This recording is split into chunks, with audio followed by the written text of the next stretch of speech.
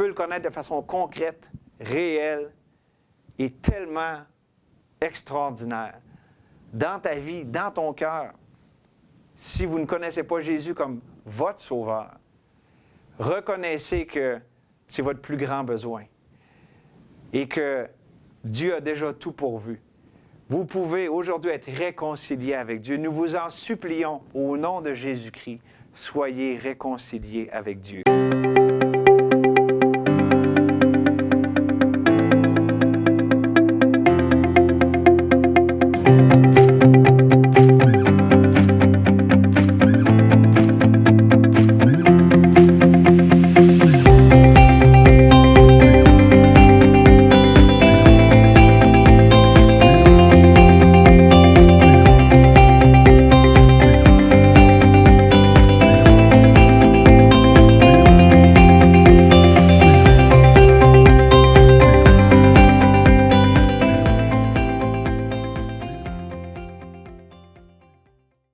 Bonjour, je m'appelle Guillaume Roy, je suis le pasteur de l'Église baptiste de Saint-Augustin, à Saint-Augustin-de-Desmaures, juste en dehors de la ville de Québec.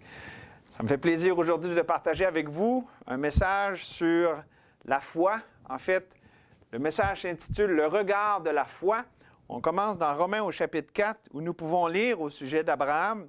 Dieu lui a dit « Je t'ai établi » au verset 17, « Je t'ai établi père d'un grand nombre de nations. » Il est notre Père devant celui auquel il a cru, Dieu qui donne la vie aux morts et qui appelle les choses qui ne sont point comme si elles étaient. Espérant contre toute espérance, il crut et devint ainsi le Père d'un grand nombre de nations. Selon ce qui lui avait été dit, telle sera ta postérité. Et sans faiblir dans la foi, il ne considéra point que son corps était déjà usé, puisqu'il avait près de 100 ans et que Sarah n'était plus en état d'avoir des enfants. Il ne douta point par incrédulité au sujet de la promesse de Dieu, mais il fut fortifié par la foi, donnant gloire à Dieu. Ayant la pleine conviction que ce qu'il promet, il peut aussi l'accomplir. C'est pourquoi cela lui fut imputé à justice. Le regard de la foi, j'aimerais qu'on considère simplement ici, avec l'exemple d'Abraham, on va voir d'autres exemples aussi dans la parole de Dieu, un modèle, un pattern, une façon récurrente de voir la marche des enfants de Dieu dans la parole de Dieu. On peut dire que c'est un fil conducteur qui traverse les Écritures, où est-ce que des gens qui, en marchant par la foi, ont fait le choix délibéré et humble de ne pas s'appuyer sur leur sagesse, mais sur Dieu. Ils l'ont reconnu dans toute leur voie et Dieu a aplani leur sentier. Et en fait, ce que j'aimerais qu'on voit, c'est comment cette foi regarde au-delà de ce qui est devant nous.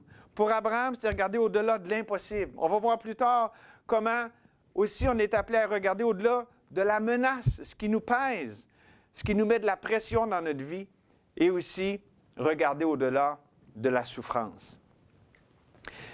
Mais ce n'est pas juste regarder au-delà, on regarde au-delà vers le Dieu, dont l'amour est réel et puissant, tout-puissant, souverain et bienveillant. Ça, c'est la foi qui est solidement ancrée dans la parole et dans le Dieu de la parole. C'est ce que j'aimerais qu'on considère ensemble avec ce Dieu qui se révèle dans la Bible, ce Dieu qui se révèle comme étant le Rédempteur, le Dieu de gloire, le Dieu de toute grâce, le Dieu de toute consolation. Et lorsque son peuple regarde à lui, il se détourne du même coup de ce qui est ici-bas, le tire vers le bas, vers ces choses qui, si on contemple dans notre vie, ces choses qui nous tirent vers le bas, les choses qui nous semblent impossibles, les choses qui nous menacent, les choses qui nous font souffrir, du même coup, on enlève les regards de notre Dieu qui nous donne la grâce pour passer au travers de ces choses. Et donc, j'aimerais qu'on considère ensemble avec les quelques instants qu'on a devant nous, comment que ce soit l'impossible, la menace ou la souffrance, comment ces choses ne sont pas la fin de nos histoires. Ce sont des passages, des façons de découvrir notre Dieu. Jésus a dit qu'il recherche les adorateurs qui l'adorent en esprit et en vérité. Et c'est quand on est dans des moments comme ça, devant des choses qui nous semblent impossibles, des choses qui nous menacent, qui nous mettent une pression sur les épaules, des choses qui nous font souffrir, c'est à ce moment-là qu'on peut découvrir, qu'on peut goûter comment le Seigneur est bon. C'est là que notre foi devient réelle. Donc, c'est ce que j'aimerais qu'on regarde ensemble, simplement ce regard de la foi qui va au-delà de ce qui frappe à l'œil, mais qui regarde au Dieu éternel. Et un peu sur le même principe qu'on pourrait dire où est-ce que lorsqu'on conduit une voiture, on est venu ici en voiture et savez-vous, si j'avais regardé à gauche ou à droite pendant un certain laps de temps, ce qui serait arrivé, j'aurais fini par aller dans cette direction-là. Nous dirigeons vers ce sur quoi nous portons nos regards. Sur la route, on doit regarder droit devant, si on veut aller droit devant. Bien, sur la route spirituelle, notre marche avec le Seigneur, je dois garder les yeux droit devant sur Dieu. Si je me laisse distraire en regardant à gauche, vers les problèmes, vers ci, à droite, vers ce qui me fait peur, ce qui menace, ce qui me fait souffrir, je vais prendre le mauvais chemin, je vais me dérouter. Et donc, je vais m'exposer encore plus au danger. C'est ça le regard de la foi, c'est garder les regards sur Jésus, le chef et le consommateur de la foi. Et lorsque ça arrive, lorsque je regarde, que je contemple mon Dieu, au lieu de contempler mes problèmes, ce qui me fait peur, ce qui menace, bien, mon Dieu va grandir dans mon champ de vision. Pas que Dieu lui-même grandit, mais mon appréciation de Dieu, je vais voir Dieu plus comme il est exactement grand, glorieux, et mes problèmes en comparaison vont sembler de plus en plus petits. Et c'est précisément cette dynamique-là que j'aimerais qu'on regarde ensemble avec 3 regards de la foi qui vont donner gloire à Dieu dans nos vies. D'abord, avec Abraham, on voit le regard au-delà de l'impossible. On l'a lu ici, et je relis au verset 19, ça dit qu'Abraham, sans faiblir dans la foi, ne considéra pas son corps qui était déjà usé, puisqu'il avait près de 100 ans, et que Sarah n'était plus en état d'avoir des enfants. Donc, Abraham a pris le choix délibéré de ne pas regarder, de ne pas considérer à ce qui était évident à l'œil, à son état physique, son âge avancé. Il n'a pas regardé à ce qui était impossible. C'est impossible pour des gens après un certain âge d'avoir des enfants. Et c'était tout à fait normal et naturel de penser qu'ils ne pouvaient pas avoir des enfants. C'est la même chose aussi avec Jéricho. C'est pas normal qu'en faisant le tour d'une ville, que des murs aussi forts et aussi impressionnants tombent d'eux-mêmes. Même chose avec Josaphat qui était confronté à une armée innombrable qui était là pour détruire Jérusalem, qui était encerclée. Dieu nous met parfois dans des situations qui nous semblent impossibles et qui sont carrément impossibles. Mais ce que j'aimerais qu'on voit ici, c'est que toute la dynamique spirituelle va se jouer au niveau du choix qu'on va prendre. Qu'est-ce que je décide de considérer? Ici, on voit que par la foi, il n'a pas faibli dans la foi, Abraham n'a pas considéré son corps ni celui de sa femme. Il n'a pas regardé au physique. Il avait une motivation plus grande. Il a regardé au Dieu qui était là et qui était capable de faire l'impossible. Il ne douta point, verset 20, par incrédulité au sujet de la promesse de Dieu. Dieu a fait une promesse, mais il fut fortifié par la foi en donnant gloire à Dieu. Et regardez pourquoi. Il avait la pleine conviction que ce qu'il promet, ce que Dieu promet, il peut aussi l'accomplir. Et Dieu a récompensé cette foi, cela lui fut imputé à justice. La Bible nous dit que Dieu rémunère, il récompense ceux qui le cherchent par la foi. Et on apprend même, quand on lit dans les versets suivants, que bon, ça c'est l'histoire d'Abraham. Ce qui est arrivé, on sait, ça fait partie de l'histoire de la rédemption. Tout ça nous mène à Christ, qui est la postérité promise. Mais on apprend au verset 3 que ceci n'a pas été seulement écrit pour lui. Verset 23, mais ce n'est pas à cause de lui seul qu'il est écrit, cela lui fut imputé à justice.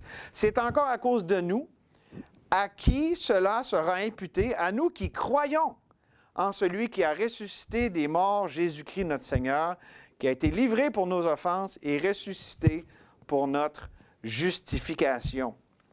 Donc, cette vérité n'a pas été écrite seulement pour Abraham. Abraham l'a vécu, cela lui a été imputé à justice, mais si vous écoutez ce message et que vous n'avez pas encore reçu la justice de Dieu parfaite, une fois pour tout par Jésus-Christ, cette histoire est pour vous. Vous devez regarder au-delà de l'impossible. Vous ne pouvez pas vous sauver vous-même. On ne peut pas se sauver soi-même. Nous devons nous confier dans ce que Dieu a promis, la provision parfaite. Dieu a envoyé son Fils afin que quiconque croit en lui ne périsse point, mais qu'il ait la vie éternelle. Donc, il y a toute la question du salut. Imputé à justice, c'est l'idée que la justice parfaite de Jésus est mise sur notre compte. Nous bénéficions, par la grâce de Dieu, de la justice de Dieu. Et ça, c'est parfait. La Bible nous dit que Jésus peut sauver parfaitement ceux qui s'approchent de lui par la foi.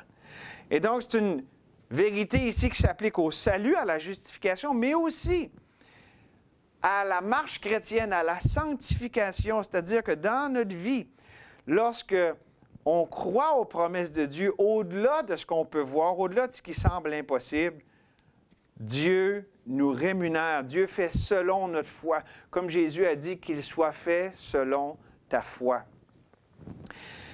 Et donc, ça veut dire qu'on peut expérimenter la paix, une assurance, même lorsque les choses sont impossibles.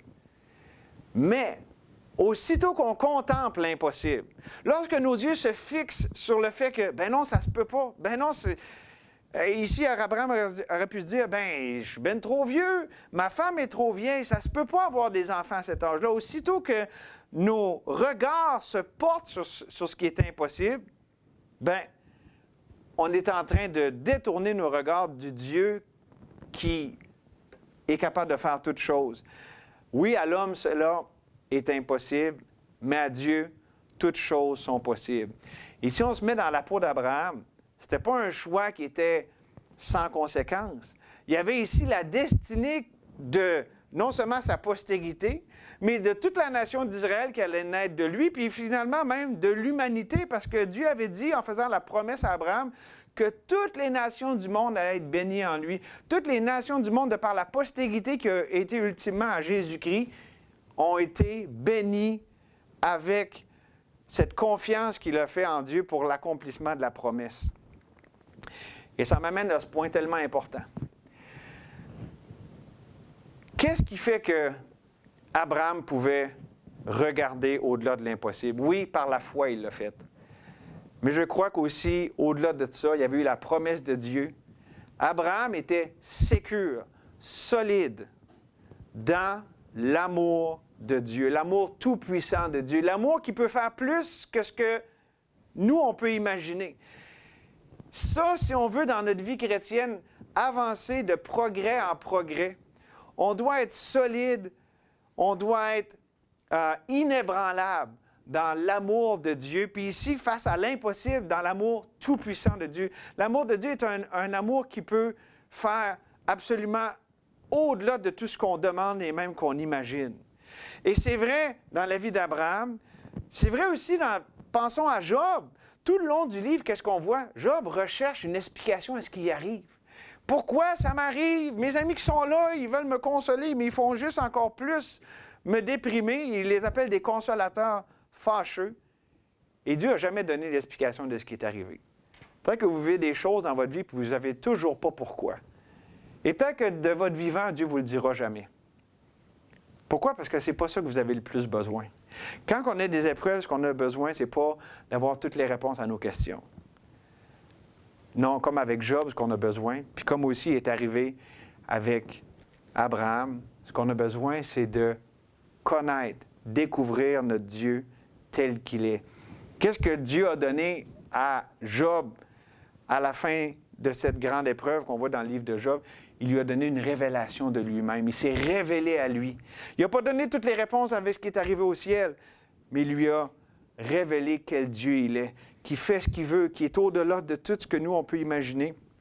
Et c'est aussi ce qui est arrivé ici avec Abraham. Abraham, en faisant confiance à Dieu, il a découvert comment Dieu, il est tout-puissant, comment lorsqu'on est sécure dans son amour, qu'on lui fait confiance, Dieu est capable de faire des choses qu'on n'aurait jamais pensé possibles. Et effectivement, une postérité est née, promise. Isaac, tel que promis, a été mis au monde et on voit vraiment ici comment Dieu a fait exactement selon sa promesse. Maintenant, juste avant de passer au prochain point, ça m'amène à une dernière réflexion que je veux amener là-dessus. Ça montre comment c'est important, c'est vital, c'est crucial dans notre vie d'avoir comme réponse à nos problèmes, à ce qui nous arrive, une révélation fraîche. Puis quand je dis révélation, ce n'est pas quelque chose de nouveau, mais que Dieu illumine nos cœurs, que Dieu se révèle à nos cœurs d'une façon puissante et fraîche. Dieu ne veut pas juste régler nos problèmes. Dieu veut encore mieux que ça. Il veut nous montrer comment il est bon. Il veut nous montrer comment il est suffisant. Il veut nous montrer comment lui, il est celui qui est digne de toute confiance, de toute adoration. Pour le dire dans les mots d'un homme que j'ai entendu, j'ai trouvé ça vraiment bien parce que c'est un homme qui a eu des grandes épreuves dans sa vie. Il a dit, « Ne dites pas à Dieu comment vos problèmes sont grands, mais dites à vos problèmes comment votre Dieu est grand. » Et c'est ça, faire confiance au Dieu, au-delà, au Dieu qui est plus grand que l'impossible. Ça m'amène au deuxième regard de la foi, non seulement le regard qui regarde au-delà de l'impossible, mais aussi le regard qui regarde au-delà de la souffrance. Et on vient de parler de Job. Job, je pense que dans toute la révélation de la parole de Dieu, on peut dire que Job, c'est le livre sur la souffrance, mais ce n'est pas le seul endroit où on voit de la souffrance.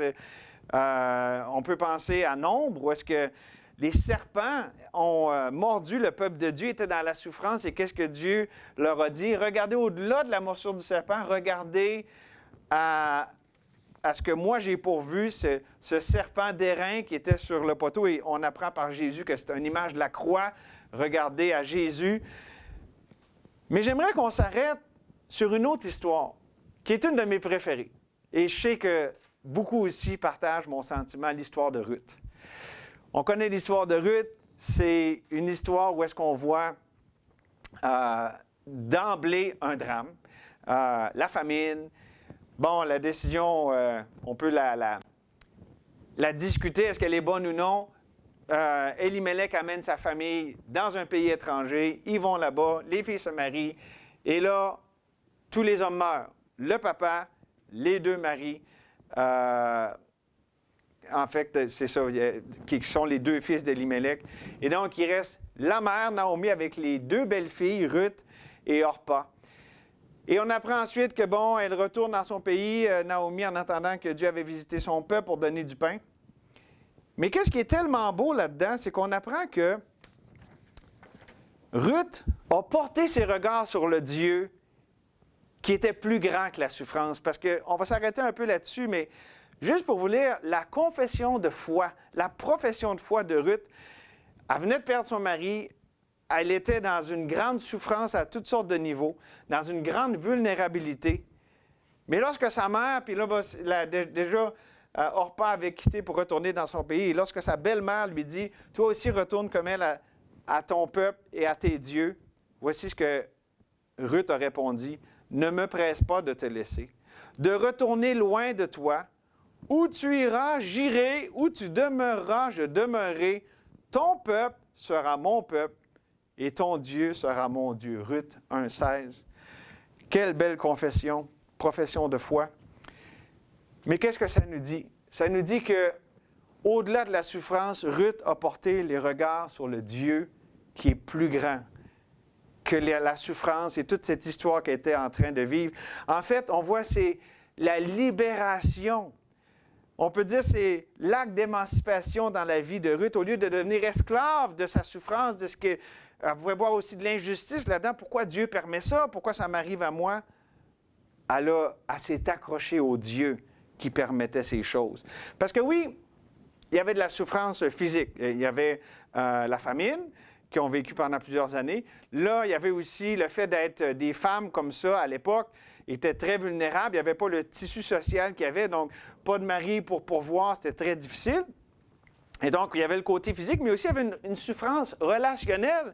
Il y avait une honte de rattacher à la vie de Ruth, d'être une étrangère comme ça, qui s'en va dans un pays bien différent. Elle, une païenne parmi... Bon, là, elle était une prosélyte. Maintenant, elle s'était tournée vers le Dieu d'Israël. Mais incomprise, et incomprise même par ses plus proches. Orpa qui s'en va, Naomi qui dit toutes sortes de choses qui vraiment sont blessantes. Si vous avez lu... Ruth, dernièrement, vous avez vu ça, elle dit « Je reviens les mains vides », puis Naomi a dit ça en arrivant à son village, puis elle est là à côté, Ruth, puis c'est comme « T'as pas les mains vides, Naomi, là, t'as Ruth, là, qui t'aime, puis qui a décidé de suivre Dieu, puis... » Mais en tout cas, donc on peut voir de la souffrance au niveau physique, mais aussi au niveau relationnel. Et donc, on peut voir là-dedans que la souffrance, il y a tout un bagage, oui, physique, des fois on peut avoir vécu des choses, mais il y a une souffrance relationnelle, une souffrance de honte, une souffrance de vraiment sentir la lourdeur de son passé, de son péché, de ce qu'on est comme personne. Puis on peut sombrer, en fait, on peut être anéanti, découragé, désespéré si on contemple cette souffrance. Si nos yeux sont fixés là-dessus. D'où l'importance, encore là, d'être solide, d'être sécure dans l'amour bienveillant de Dieu. Ça veut dire que voir que la souffrance ne veut en rien nous communiquer que Dieu nous a rejetés. Ne veut en rien communiquer que Dieu n'a pas une disposition bienveillante envers nous. D'être convaincu, pour reprendre ici les mots qui ont été dits au sujet d'Abraham, ayant la pleine conviction que ce qu'il promet, il peut aussi l'accomplir. Voir au-delà de la souffrance, voir la bienveillance de Dieu, que Dieu nous aime d'un amour éternel, c'est pourquoi il nous conserve sa bonté. Oui, la souffrance est difficile. Oui, les épreuves qu'on vit peuvent nous arracher le cœur. Mais Dieu nous appelle à voir au-delà de cette souffrance, de voir lui, comment il est bon, comment Dieu fait des bonnes choses. Et souvent, on le regarde dans l'immédiat, mais quand on voit le reste de l'histoire de Ruth, on voit que Dieu n'avait pas fini, puis Dieu avait tellement des bonnes choses. En fait, on apprend que Dieu a inclus Ruth dans la lignée messianique. Il l'a béni au-delà de toute mesure. Mais il fallait que ses yeux restent sur le Seigneur. Puis c'est ce qui a permis aussi Dieu de l'amener là, parce que là, elle arrive dans le temps de la moisson des orges, et bon... Elle s'est laissée guider par Dieu vers la pleine bénédiction que Dieu avait pour elle avec le mariage, avec Boaz et tout ça. Si elle avait gardé les yeux sur sa souffrance et tout ça, comme Orpa, elle aurait passé à côté de cette bénédiction énorme. Maintenant, savez-vous, quand c'est le plus difficile à vivre et d'accepter, et moi, j'appelle ça un rendez-vous divin. Quand on souffre, quand c'est dur, c'est parce que Dieu veut nous rencontrer là. C'est un rendez-vous divin. Ah, pourquoi ça m'arrive? C'est donc bien poche. Qu'on voit plus, au-delà de ça, qu'on voit, oui, c'est difficile, oui, ça fait mal, puis Dieu ne diminue en rien la réalité de la souffrance dans l'expérience humaine, mais sa grâce est suffisante. C'est un rendez-vous. Oui, il permet la souffrance, mais il permet qu'on puisse le rencontrer là. Mais savez-vous que ça devient le plus dur, c'est quand avec la pression de la menace, à un moment donné, ça devient intenable. Et c'est mon troisième point. Oui, on doit amener le regard de la foi au-delà de l'impossible comme Abraham, au-delà de la souffrance comme avec Ruth. Mais maintenant, avec la traversée de la mer Rouge, j'aimerais qu'on regarde, en terminant, regarder au-delà de la menace. Et quand je parle de la traversée de la mer Rouge, on sait que Pharaon approchait. Les enfants d'Israël ont levé les yeux, et voici, les Égyptiens étaient en marche derrière eux. Les enfants d'Israël eurent une grande frayeur et crièrent à l'Éternel. Ils dirent à Moïse, « N'y avait-il pas des sépulcres en Égypte, sans que nous ayons besoin de nous mener ici au désert? Que nous as-tu fait en nous faisant sortir d'Égypte? N'est-ce pas là ce que nous disions en sortant d'Égypte? Laisse-nous servir les Égyptiens, car nous aimons mieux servir les Égyptiens que mourir au désert. » Moïse répondit au peuple, « Ne craignez rien, restez en place et regardez la délivrance que l'Éternel vous accorde en ce jour, car les Égyptiens que vous voyez aujourd'hui, vous ne les verrez plus jamais. Et l'Éternel combattra pour vous, et vous, gardez le silence. Exode, chapitre 14, versets 10 à 14. Cette sortie d'Égypte nous montre à quel point il y avait une menace qui était réelle, pressante, vraiment épeurante. On peut penser aussi à Gédéon, avec les Médianites qui étaient là, puis constamment qui amenaient du trouble. On peut penser à David et Goliath. Il arrive, puis une Goliath qui se vantait, puis qui menait toujours cette campagne arrogante de les mettre au défi. On peut penser à Daniel et ses amis, la fournaise ardente, la fosse au lion. Des moments où est-ce comme ça, la menace devient insoutenable. Mais qu'est-ce que Dieu dit? Gardez le silence. Wow! Toute qu'une recette, toute qu'une belle façon de réagir aux choses, n'est-ce pas? Qu'est-ce qui arrive? En fait, quand il y a la menace, souvent, les pensées s'agitent au-dedans de nous. Mais ça, je viens de vous citer le psaume 94. Mais la deuxième partie du verset dit « Mais tes consolations réjouissent mon âme. » Gardez le silence. Ici, Dieu leur dit « Gardez le silence, puis vous allez voir la délivrance de l'Éternel. En ce jour, puis cette menace que vous voyez, vous ne la verrez plus. Je vais m'en occuper. » En fait, ici, quand on parle de garder le silence, c'est le silence du cœur. Comme ça dit, justement, dans le même sens, dans Lamentation 3.26, un de mes versets préférés de la Bible, « Il est bon d'attendre en silence le secours, la délivrance de l'Éternel. » Puis, on ne peut pas arriver à ce point-là, où est-ce qu'on voit au-delà de la menace, si on reste campé à contempler cette menace. On va être saisi par la peur. L'insécurité va nous saisir. Mais j'aime, il y a un verset dans le fameux chapitre d'Hébreu sur la foi, dans Hébreu 11, ça nous dit que par la foi, Noé, divinement averti des choses qu'on ne voyait pas encore, fut saisi d'une crainte respectueuse. Est-ce qu'on est saisi par la peur ou on est saisi d'une crainte respectueuse, c'est-à-dire une crainte de Dieu qui est une expression de la foi lorsque la menace pèse? Parce que c'est ça qui va faire la différence entre la vie et la mort, la délivrance versus la destruction. Et donc, Noé a été saisi d'une crainte et il a expérimenté la délivrance. Pourquoi? Parce qu'il a avancé par la foi en voyant au-delà des circonstances. Il a vu le Dieu qui l'appelait à faire une grande œuvre pour sa gloire à travers ce qu'il l'appelait dans sa vie. D'où l'importance